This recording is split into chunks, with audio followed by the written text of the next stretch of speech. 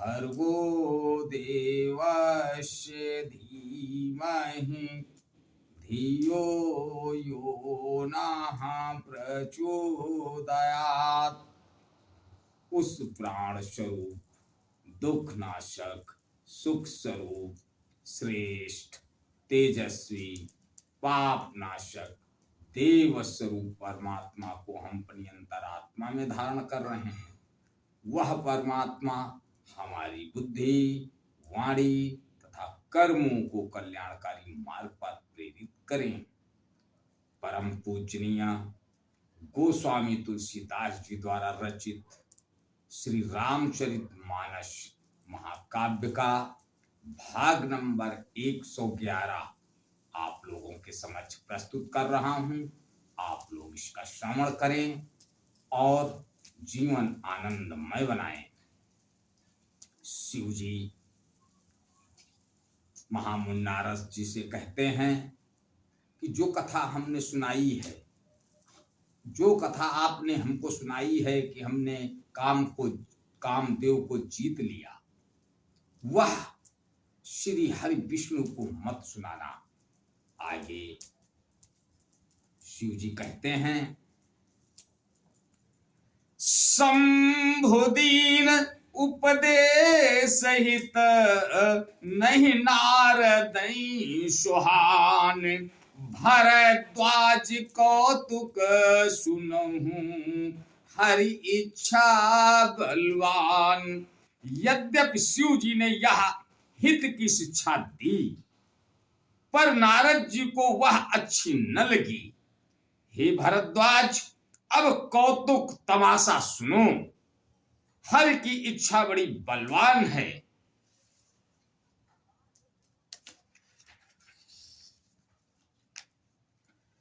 राम कीन चाहि सोई होई, ओ करे अन्यथा अस नहीं कोई।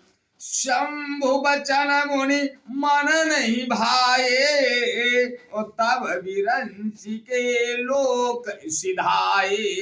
श्री रामचंद्र जी जो करना चाहते हैं वही होता है। ऐसा कोई नहीं जो उसके विरुद्ध कर सके। श्री शिव जी के वचन नारद जी के मन को अच्छे नहीं लगे।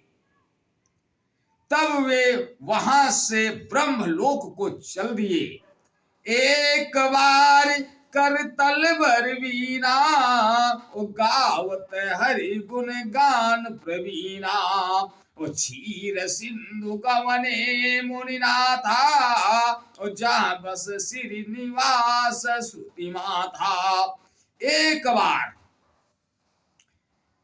बार गान विद्या में निपुण मुनिनाथ नारद जी हाथ में सुंदर वीणा लिए हरि गुण गाते हुए श्री क्षीर सागर को गए, जहां वेदों के मस्तक स्वरूप मूर्तिवान वेदांत तत्व लक्ष्मी निवास भगवान नारायण रहते हैं। हरस मिले उठी रमानिकेता, ओ बैठे आसन ऋषि समेता। बोले बिहसी चराचर राया, बहुते दिनन कीन मुनि दाया। रमा निवास भगवान उठकर बड़े आनंद से उनसे मिले और ऋषि नारद जी के साथ आसन पर बैठ गए। चराचर के स्वामी भगवान हंसकर बोले, हे मुनि, आज आपने बहुत दिनों पर दया की। काम चरित नारद सब भाखे, और जदपि प्रथम बरज सिंह राखे।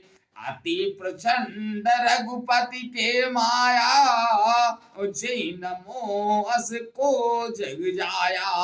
यद्यपि श्री शिव जी ने उन्हें पहले से ही बरज रखा था, तो भी नारद जी ने कामदेव का सारा चरित्र भगवान को कह सुनाया। श्री रघुनाथ जी को माया बड़ी ही प्रबल है। जगत में ऐसा कौन जन्मा है जिसे वह मोहित न कर दे।